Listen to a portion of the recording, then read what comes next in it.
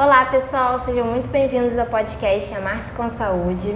Hoje a gente vai estar falando sobre um tema muito interessante com uma convidada nutricionista, que eu estou muito feliz de ter concordado em participar, de gravar esse vídeo aqui com a gente. Ela é a minha nutricionista, gente, e também veio aqui hoje. Vou deixar ela se apresentar rapidinho. Então, olá pessoal, eu sou a Nancy, sou nutricionista, tenho especialidade em nutrição vegetariana e vegana e trabalho em consultório, faço atendimento e dou aulas também, cursos, palestras. E hoje a gente vai estar aqui conversando sobre mitos e verdades, não é isso? Isso, mitos e verdades dessa questão da nutrição, alimentação saudável. Vai ter muita coisa boa por aí. Antes da gente começar, quero só lembrar e pedir para vocês, quem puder, se inscrever no canal, compartilhar esse vídeo para ajudar a levar esse conteúdo para mais pessoas. Bom, para começar, eu acho que a gente podia só dar uma introdução do que você pensa da alimentação saudável e essa questão de o que é necessário para uma alimentação saudável no final, né? Que muita gente não sabe, fica achando que não, alimentação saudável é só comer coisa verde, é só comer coisa assim, e aí as pessoas acham que a alimentação saudável é ruim. É ruim. Então, a primeira coisa em que a gente tem que entender é que a alimentação saudável e equilibrada, ela não existe um único modelo de alimentação saudável, mas o que a gente tem que entender? A base da alimentação saudável é a gente ter o consumo diário e frequente de alimentos vegetais, principalmente, Essa tem que ser a base da alimentação, mesmo para a pessoa que come carne. Então, comer frutas, legumes, verduras, de cereais integrais, de grãos, sementes, essa é a base da alimentação. Ter uma ingestão de água adequada, E os alimentos ultraprocessados, refinados, ricos em açúcar, eles podem estar presentes, isso que muita gente confunde, eles podem estar presentes numa alimentação equilibrada e saudável, só que eles vão estar em menor proporção, Então, porque tem muitos alimentos que a gente tem que não tem um valor nutricional, nutritivo, mas eles têm um valor ali emocional. E isso também é uma forma de nutrir. Tem um alimento que você comia na sua infância que não tem nada de nutriente ali, se você for pensar nessa parte, só que ele tem um outro valor. Então isso também faz parte de uma alimentação saudável. E o estilo de vida saudável abrange também a atividade física, que vocês já falaram aqui, então sono adequado, outras questões também que acabam influenciando na saúde como um todo.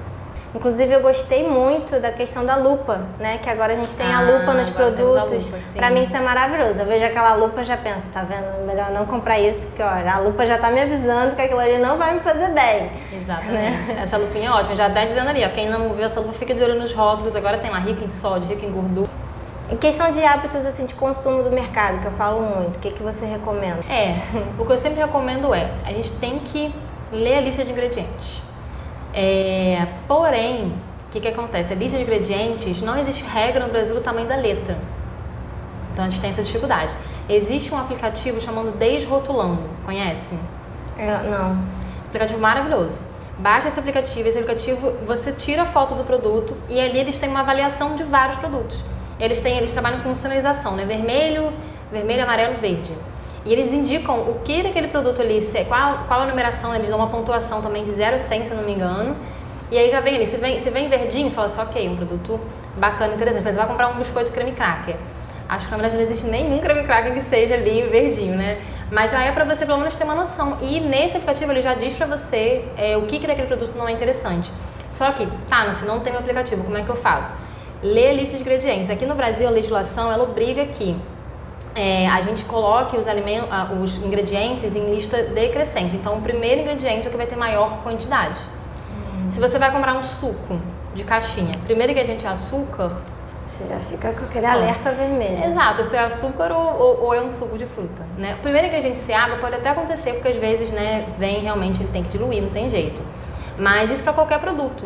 Então, o primeiro ingrediente é um ingrediente que tem que ser o mais interessante, mais nutritivo ali nesse caso. Outra coisa também que eu sempre alerto é da gente ver a quantidade de sódio e de gordura saturada. Escolher sempre o que tiver menos dessa quantidade. A questão do açúcar, sim, também. Tem produtos ali que você sabe que não precisam de açúcar, que não deveria ter açúcar, Então, se é um doce, ok, vai ter açúcar mesmo. Mas se não, se for um produto, por exemplo, leite vegetal, existem várias opções de mercado sem adição de açúcar, Um produto que não precisa ter açúcar, então, ou um suco mesmo de fruta, não precisa ter açúcar, Então você vá para o que não tiver açúcar, entendeu? É mais ou menos, a gente tem que ser meio detetive. Porque os produtos industrializados não ajudam. Então a gente tem que ir com a nossa lupinha, né? E ler os ingredientes, ler a tabela nutricional pra gente fazer melhores escolhas. Eu também fico um pé atrás quando tem aqueles rótulos que tem um monte de nome que é tudo químico, você não sabe nem o que é. Sim, assim, isso também é uma outra Aí outra também acho forma. perigoso, né? Isso que a gente indica, ler os ingredientes. Começou a ler ali ingredientes que você nunca ouviu falar, que você não tem na sua cozinha, já pode descartar, porque provavelmente é um produto que não é interessante. Já, por exemplo, tem muitos produtos industrializados, a gente não pode categorizar todos os industrializados ruins, tá? Existem alguns industrializados que podem, né, estar na nossa rotina e serem realmente mais saudáveis nesse caso. E aí você vai ler a lista de ingredientes. Se tiver ali só ingredientes que você reconhece, fala assim, poxa, isso aqui é, sei lá, um bolinho de grão de bico. Aí tem lá grão de bico, cebola, alho, óleo. Assim, pô, tem tudo isso em casa. Inclusive, poderia fazer esse bolinho na minha casa. Mas eu não tô com tempo, vou comprar um desse congelado, vamos supor. Pronto, já é uma comida ali, né, um industrializado, que você pode estar colocando, exatamente, mais seguro na sua alimentação. Eu lembrei que esses dias eu fiz um post, né, sobre nossa parceira Renata, que faz os doces sem glúten, sem lactose, sem açúcar, maravilhosos. E aí me perguntaram o que eu achava de o que a gente podia substituir o açúcar. E eu dei a minha opinião, mas como hoje a gente tem uma nutricionista aqui, né, maravilhoso dela falar a opinião dela, né, formada profissional. Porque eu usava muito, por exemplo, a sucralose. E esses dias, acho que esse ano, já saiu estudos de também ser potencialmente perigosa para a saúde a longo prazo, né? Igual a aspartame, cancerígeno, né? A stevia é a melhor de todos. Tá? A gente tem um tipo de stevia que não tem aquele residual amargo. Que a stevia, o ruim da stevia é esse residual amargo que tem. Mas a gente já vê hoje marcas fazendo stevias sem residual amargo. E tem também outra coisa, gente. A gente tem que se acostumar com o sabor natural dos alimentos. O que a gente vai adoçar? Né? Dependendo do que você está querendo adoçar, será que precisa mesmo adoçar? Então, sempre se questionar. Por exemplo, um suco. Para que vai adoçar? Um chá. Não. O café. Até o café eu acho que é um grande desafio para muita gente, eu sei. Mas a gente tem que pensar, será que precisa? Então, eu acho que também é isso. A gente tirar um pouco dessa questão de ter que adoçar tudo, né? Começar a se habituar com o sabor natural e, se for, optar por esses mais naturais. Sim, stevia, agave. Tem também o xilitol. Xilitol, eritritol, eles são também adoçantes de origem mais naturais, porém, eles são adoçantes fermentativos, ou seja, em excesso, eles podem causar ali mais gases, desconfortos para quem já tem sensibilidade. Então, não são adoçantes para a gente exagerar. E, de toda forma, adoçante no geral é isso, gente. Mesmo sendo natural, não exagera. Porque senão você vai estar sempre se acostumando com aquele paladar extremamente doce. A gente quer saber se esses mitos ou verdades, quais são eles. Eu acho que, como você falou aí da questão renal, a gente podia começar falando da água. Da água. Pois é, essa questão, né, que a gente bate muito, né, tem que tomar 2 litros de água. Só que, na verdade, gente, isso não é uma regra. Tá? Essa é uma média geral que a gente faz para a população. Porém, o ideal é a gente fazer uma continha para a gente saber exatamente qual a quantidade para cada um. Isso varia pelo peso, né? Então, a gente vai calcular 35 ml para cada quilo de peso. Então, uma pessoa de 45 quilos vai tomar uma quantidade diferente de água de uma pessoa ali de 80 quilos, 90, 100.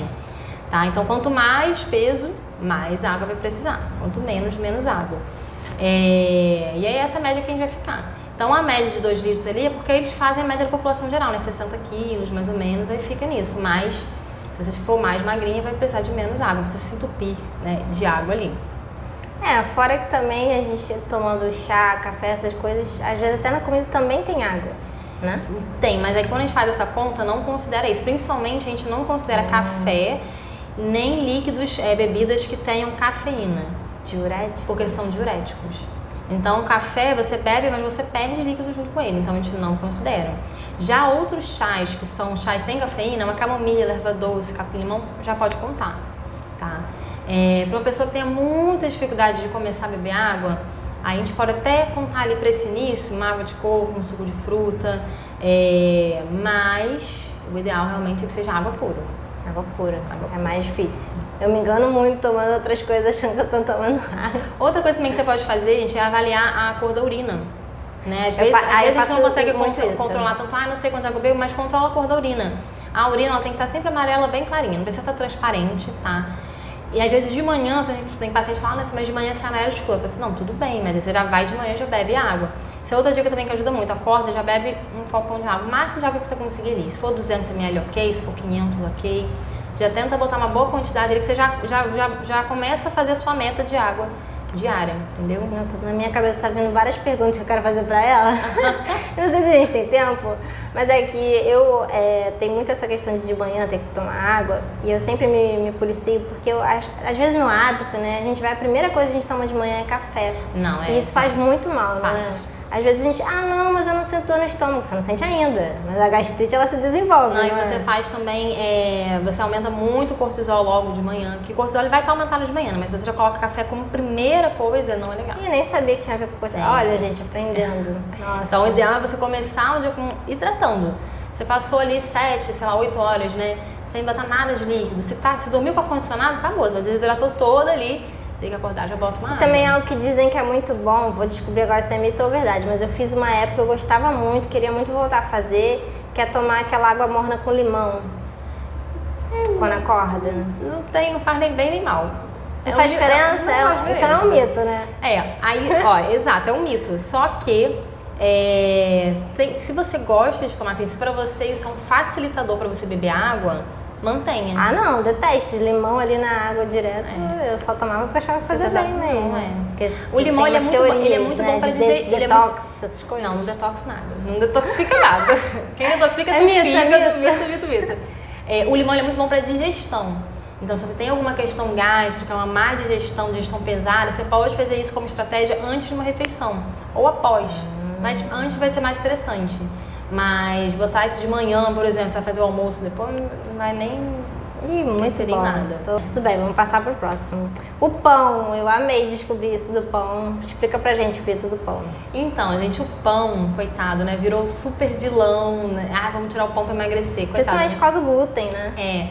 A questão do glúten é o seguinte, a gente sabe hoje que sim, existem intolerâncias, né, e alergias que inclusive não são detectadas em exames de sangue.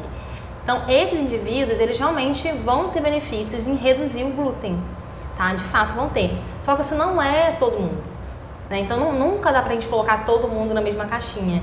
E aí a pessoa vai ter que perceber nela. Se você reduzindo o consumo de glúten, se você realmente sentir que melhora a digestão, reduz estufamento, gases, ok, você pode até manter o glúten, porque você não vai ter nenhuma questão muito grave, mas reduzir o glúten pra você vai ser benéfico. Agora, se você é uma pessoa que está comendo pão ali, sempre, reduzindo, não fez a menor diferença na sua vida, mantenha. Só que o que eu sempre indico? Escolha um pão de melhor qualidade.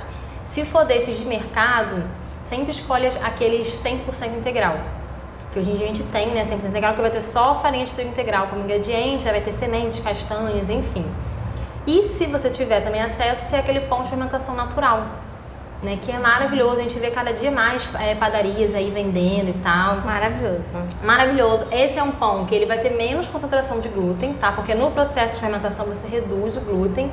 Então, por exemplo, um indivíduo que sente um pouco de desconforto com glúten, bota um desse que pronto, já vai ser interessante. Mas o pão definitivamente não precisa ser excluído para chegar no emagrecimento, ser mais saudável, não. Depende para quem que a gente está falando. Tudo é muito individual, gente. Tudo a nutrição tem que ser individual. Eu gostei muito que você falou isso, porque essa semana a gente fechou mais uma parceria, gente, com uma padaria de fermentação natural, que é maravilhosa aqui em São Francisco. O nome é Nona, vou deixar aí também para vocês seguirem e curtirem, que é muito legal. Todo apoiador vai ter desconto na Nona, gente. Olha que maravilha. Olha, arrasou. E, inclusive, eu já fiz essa experiência, porque até para eu ser vegetariana, eu passei por isso, eu sempre tive muita dificuldade de digestão.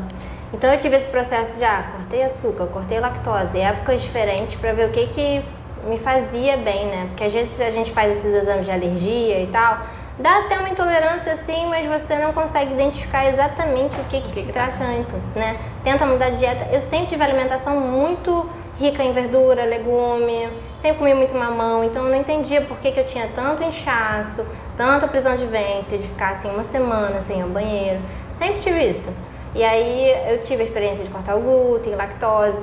Mas no meu caso, o que me ajudou mais foi a alimentação vegetariana. Foi tirar a carne, né? Foi tirar a carne. E aí vai de cada um, gente, né? Eu já vi outros pacientes com isso. Engraçado você falar isso porque a carne, ela não é um alimento que está na categoria dos alergênicos nem de intolerância, né? Não tá. O glúten já é um alimento que tá. Só que eu já tive relatos de outros pacientes com isso, de retirar a carne e o intestino que era preso a vida toda Mas por que acontece isso? Vai um outro tema que a gente pode entrar aqui. Porque você aumenta automaticamente a quantidade de fibras. E o consumo de fibra no Brasil, né, fibras dos alimentos, está muito baixo. Muito baixo. A gente vê, o indicado é a gente comer 5 porções de frutas e legumes por dia. Que seria, por exemplo, uma salada e legumes no almoço e no jantar, mais 3 frutas no seu dia.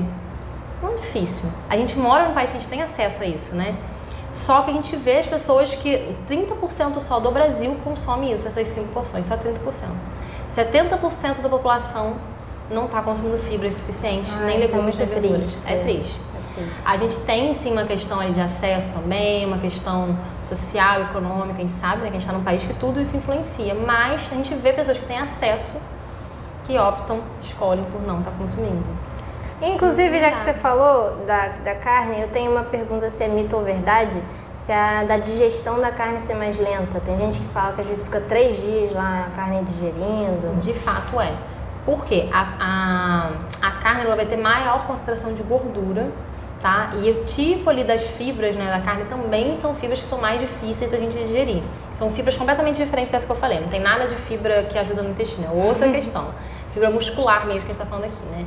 Então a carne sim é um alimento que é de difícil digestão para o nosso organismo, diferente das frutas, legumes e verduras. Até fruta, por exemplo, tem gente que fala, comi fruta e nem passa fome. É, porque a digestão é rápida, graças a Deus, que bom. É um alimento que é apto para o nosso corpo digerir, né? E a carne não. Até você compara, por exemplo, churrasco com carne. Quem vai, né, nossa, passa depois horas para digerir. Aí tem amigo que vai em churrasco, né, com abobrinha, cogumelo, legumes. E você fica comendo ali o dia inteiro, você acaba o churrasco, você tá ótima, dorme bem, plena, a barriga não dói, você não sente nenhum desconforto. É a diferença, né? Gente, é gritante. Experimentem fazer, vou deixar um desafio aqui. Experimentem fazer um dia sem vocês comerem carne e observem como que fica a digestão. Não precisa ser vegetariano para fazer um dia sem carne, gente. Tira ali a carne, bota o feijão no lugar e observa como é que... Isso tudo é observacional, gente. Não acredite em nada que eu tô falando, não. Faz, observa e vê como é que seu corpo responde. Não custa tentar, né, gente? Não custa tentar. Então, o próximo mito aqui da lista é a beterraba. Beterraba no feijão, para combate à anemia. Como é que é isso? Então, gente, sinto dizer que a beterraba não é rica em ferro. Não é. E, inclusive, quando você bota a beterraba no feijão, na verdade é ruim. Por quê? Porque você vai diluir o feijão. Então, vamos supor, em uma concha você vai estar pegando o misto ali, né? Beterraba e feijão. Você vai estar pegando menos feijão. E o alimento que você vai ter mais ferro no prato tradicional, né, brasileiro, vai ser o feijão. Inclusive, tem mais ferro do que a própria carne. Tá? Então, os feijões, né, o grupo do feijão, que é feijão, grão de bico, lentilha, ervilha e soja, é o grupo de alimentos que vai fornecer mais ferro na alimentação geral, tá? Mesmo do onívoro, da pessoa que come carne. Então, o feijão é importantíssimo, gente, na nossa alimentação. E aí você botou a beterraba, você já perdeu um pouco desse feijão. Então, não precisa de beterraba, deixa a beterraba fora. Pode comer, na verdade, beterraba, não tem problema nenhum, tá? Mas não precisa adicionar. Come só feijão, tá tudo certo. Isso aí também me lembrou que você comentou comigo da questão também da laranja, que eu perguntei se chupar sim, é verdade. A laranja junto com feijão ajudava a absorção. Ajuda, exato. Na verdade, quando você combina, né, alimentos ricos em ferro com vitamina C, a vitamina C ajuda na absorção do ferro. E uma laranja tem uma quantidade excelente de vitamina C. Então pode ser laranja, tangerina, kiwi, deixa eu ver, goiaba, morango. Pode ser em suco também? Pode ser em suco também. Só que aí, pois é, a vitamina C é uma vitamina sensível à luz e ao calor. Então, para você preservar, fresquinho. Se você tiver ele feito há um tempo, vai ter vitamina C, só que aí vai ter menos. Então, você não sabe quanto vai ter ali. Se você está, né, fazendo ali uma recuperação de ferro, é melhor você já tomar o suco mais fresquinho possível, tá? Então, sim, a laranjinha já vai ajudar. De você ter ali depois do almoço. Eu acho legal que você tá puxando aqui os ganchos, gente. Ela já falou aqui da questão da carne, da questão da anemia, né? Porque o ferro tá mais presente nas leguminosas e tal, mesmo em quem come carne. Acho que isso ajuda a gente a falar do mito de que a gente precisa da proteína da carne. Não precisamos. Na verdade, quem entender, gente, o nosso corpo, ele não precisa de nenhum alimento específico. Nenhum. Não tem nenhum alimento que você olhe e fala, o ser humano, se não comer este alimento, ele vai ter sobrevivência. Não existe. O que existe são nutrientes. Nosso corpo precisa comer esses nutrientes e absorver, na verdade. A absorção é muito mais importante do quanto você come. Quando a gente entende isso, gente, isso faz todo sentido. O que a carne tem? É um concentrado ali de proteínas e de gordura. Só, né? Desses dois aqui principalmente. Todas as proteínas que você tem na carne, você tem nos vegetais. Todas que são os aminoácidos, né? Toda proteína é formada por uma combinação de aminoácidos. Todos esses aminoácidos os vegetais têm em abundância. Pensa, gente, os animais, eles comem vegetais. Esses animais de abate, eles comem vegetais. Eles são aglomerados de proteínas vegetais que eles comeram e transformaram isso em músculo. Então, se a gente pular a cadeia e comer os vegetais, beleza. Outra coisa, as gorduras. As gorduras que as carnes vão ter, principalmente são gorduras saturadas, que na verdade, elas em excesso são prejudiciais para a sua saúde. Então a gente tem que entender isso, gente, carne não é só proteína. Carne não é só proteína, carne tem gordura junto também. Então você retirando, vai fazer falta também. É só você fazer também o ajuste certo da alimentação para você estar batendo ali as quantidades adequadas de proteína. É porque também já via, principalmente quando eu fiz a transição, tem gente que fala assim, não, mas se você deixa de comer um bife, né, uma quantidade X de proteína de carne, você tem que comer, tipo, 3, 4 conchas de feijão para compensar. As pessoas ficam divulgando isso e eu acho que isso é mito, não sei. Não precisa de 3, 4 realmente não. Na verdade, na alimentação sem carne, você vai distribuir a proteína ao longo do dia. Numa alimentação com carne, você acaba concentrando muita proteína no almoço e jantar, ou lanche, se você botar um ovo, alguma coisa assim. Já na alimentação vegetariana, você vai concentrar em todas as refeições e vai ter que botar uma boa quantidade de proteína. Que aí você pode botar de vários alimentos, uma pastinha de grão de bico, o tofu também pode ser ou não, aveia também, que é um cereal que tem carboidrato, mas também tem bastante proteína. Então a gente vai distribuindo ao longo do dia para que seja no final do dia uma quantidade suficiente de proteína. Gente, tá vendo? E também não é só ovo. Ela, por exemplo, é vegana, ela não come ovo, mas ela consegue compensar com outras coisas. Que inclusive esses dias também tava com uma colega falando pra mim, eu tentei ser vegetariana, mas só o cheiro do ovo já me enjoa. Tem gente que não gosta de ovo, tem essa dificuldade. Eu mesmo não gostava. E aí, pra cortar direto, né, cortar até o ovo e cortar direto, acho que realmente é mais difícil. Mas dá pra, às vezes, experimentar alguns dias da semana, né? Às vezes mesmo sem ovo. Só compensando, assim, né, com as leguminosas, com as outras fontes que a gente tem. Isso é outro mito também, né? Se precisa ter o alto consumo de ovo. Não precisa, gente. A verdade precisa nem ter ovo, se você não quiser. Mas agora, eu gosto de ovo, então ok. Excesso de ovo também vai dar excesso de gordura saturada. Também pode impactar negativamente no colesterol. Então, outro mito também aí. O ovo, pra mim, é sempre um enigma. Porque teve uma época que se falava que ovo era muito bom, era bom até comer ovo cru. Não, cru jamais, gente. Não. Gente, tem gente que come ovo cru. Eu conheci amigos que comem ovo cru. Digamos assim, pra crescer, né? Tem gente que come até pra ficar mais alto. Você nem vai absorver a proteína direito. Meu tio era dessa época, meu tio, minha tia, todos tomavam ovo cru pra ficar mais alto, pra crescer, ajudar a crescer. E cresceram? Não sei. Aí funcionou. Não sei se funcionou, mas isso era muito divulgado. Não, mas se eles vieram que ela tinha 10 anos de idade, até os 15 você vestiram, mas não vale, né? Vai falar que foi ovo, não tem como isso. Os médicos realmente recomendavam isso, gente. E aí também passou uma época de demonização do ovo, que eu lembro que até os médicos da minha família falavam, não, você pode comer um ovo por dia, 2 ovos no máximo, que ovo em excesso faz mal. Teve também o over, né? Foi pro outro lado. Sim. E aí hoje, geralmente, quem come muito ovo é quem quer ganhar massa muscular na academia. E aí, por exemplo, eu que malho e eu sou vegetariana, eu sempre fico preocupada de, será que eu tô conseguindo comer tanta proteína para eu conseguir malhar e tal? Aí, em questão de academia... Que a gente faz no consultório, que a gente vê, avalia, calcula no exame de sangue, eu consigo ver também quanto de proteína você está comendo. Então, tem forma de a gente avaliar essa proteína, né? O quanto de proteína você está comendo, quanto você precisa, porque cada um também vai precisar de uma quantidade, mas definitivamente não precisa e de forma alguma a gente vai também colocar esse excesso de ovo. Tá? Na nutrição é isso, a gente vai ter, sempre tem alimentos que vem isso, vai e volta, é vilão, de repente virou mocinho, sempre tem. Então o que eu falo, gente, fica no bom senso, não existe nada em exagero, também nada que precisa cortar, se não for ali uma ideia sua, né? Se não for um princípio seu. Então, gente, equilíbrio e bom senso. Agora, tem sim pessoas que têm sensibilidade no colesterol com o ovo. O que é isso? Uma pessoa que já tem uma alta produção de colesterol, faz o consumo aumentado de ovos e aí o colesterol da pessoa vai lá em cima. Mas nem todo mundo. Isso é uma parcela menor, assim, dos pacientes, né? Já tem pessoas que consomem isso aí, 2 ovos, 3 ovos todos os dias há anos, e o colesterol tá lá lindo, bonito, pronto. Pra essa pessoa aqui, esse ovo não tá ok, pode manter. Que bom, né? Agora, não vem 16 ovos, 7, 8 por dia, gente. Não, vamos variar essa alimentação, senão ficar só com ovo. Tanta coisa pra gente comer, né? Então, variar. E, gente, se vocês têm essas dúvidas, se vocês sentem que está faltando algo na sua alimentação, ou que você está talvez com uma falta de vitamina, mas você não consegue repor, ou igual a mim, eu fui nela porque eu também tenho uma anemia há um tempão, que eu tenho muita dificuldade de sair dessa anemia. Aí ela me deu uma bronca, me falou que tá tudo errado na minha alimentação. Às vezes a gente acha, né, eu que sou formada em gastronomia, não, eu sei, tá indo tudo bem, sou super saudável. Mas mesmo sendo saudável, mesmo não comendo açúcar, mesmo, a gente ainda pode estar tudo errado, né? Não fazendo a ingestão necessária dos nutrientes, das coisas.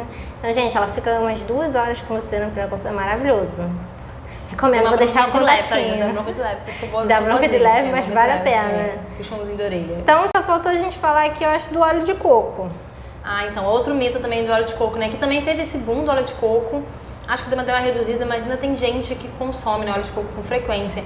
Ou pra fazer, você até falou, botar no café, né? Que o bullet, né? O bullet coffee. Acho que ainda deu uma reduzida hoje, né? Mas tem muita gente que usa o óleo de coco para preparo de alimentos. Por acreditar que seria um óleo mais saudável, porque de fato ele é uma gordura que ele não vai modificar com o calor, né? Com o excesso de calor. Só que ele é uma gordura rica é um óleo rico em gordura saturada. Gente, como que a gente sabe que é uma gordura saturada? Muito simples. Você vai pegar esse óleo, né, qualquer óleo, coloca ali num clima mais frio, bota numa geladeira ou mesmo, tipo, no inverno. Se ficou duro, mais sólido, é uma gordura saturada. Ponto. Se você bota o azeite, por exemplo, na geladeira, ele vai continuar líquido. Você bota o óleo de soja, o óleo de girassol, ele vai continuar líquido. O óleo de coco não, ele vai endurecer. Então é uma gordura saturada. Manteiga também. Manteiga vegana também, tá? A maioria das manteigas veganas tem óleo de coco porque manteiga tem que ter durinha. Tem que ser durinha. Então vai ser óleo de palma, também gordura de palma, também é gordura saturada. Então, por ser uma gordura saturada, também vai ter influência negativa em colesterol. O que é isso? Vai aumentar o colesterol também. Tá? Então, e outra coisa, qual o melhor óleo pra gente usar então pra cozinhar? Azeite. Qualquer azeite, de preferência aquele mesmo azeite. Com a questão da transformação no fogo? Porque que acontece? Esse óleo ele só vai virar uma gordura ruim, né, vamos dizer assim, quando você chega numa temperatura extremamente alta, que é a temperatura de você fazer fritura. E a gente fritar com azeite também não dá, que a gente não tem nem bolso pra isso. Mas isso que eu falo, não, mas se você fritar o azeite, ele vai ficar uma gordura oxidada, vai ficar uma gordura péssima. Só que a fritura, qualquer óleo que você for fazer, fritura por si só é péssimo. É péssimo, gente. Eu uso airfryer. Então, assim, a fritura é um alimento que você consumir em pouca quantidade, sem estar com frequência na alimentação. Então, por si só, aí você vai pensar, comprar óleo de coco pra você fazer fritura? Pode ser, mas é só pra isso. De qualquer forma, já só pra você botar gordura saturada também não vai ser interessante. Então, pra o preparo do dia a dia, refogados, azeite. Se não puder azeite, pode ser um óleo de girassol. Também seria uma segunda opção. Por que o de girassol? Porque é o óleo que a gente tem aqui no Brasil de fácil acesso que não é transgênico. Porque o óleo de soja é transgênico e o óleo de milho é transgênico. O de girassol, a princípio, até agora, o momento, não é transgênico. Então é esses de mercado que você conseguiria. Mas se puder, azeite. Investe no azeite, que vai ser muito melhor para a sua saúde. Que aí essa temperatura que a gente alcança ali no refogado não vai fazer uma alteração prejudicial. Entendeu? É, ótimo. Tá vendo? Não é que ele seja ruim, né? O óleo de coco. Só que é tudo com a questão de quantidade, né? É, uma questão de quantidade. E o óleo TCM? O TCM é uma fração, né, do óleo de coco. E aí o TCM a gente já tem alguns estudos mostrando que ele não vai ter alteração de gordura saturada. Mas o TCM você não vai usar para preparo, né? Não, é porque eu fiz um podcast que foi sobre o livro Limpeza da Mente.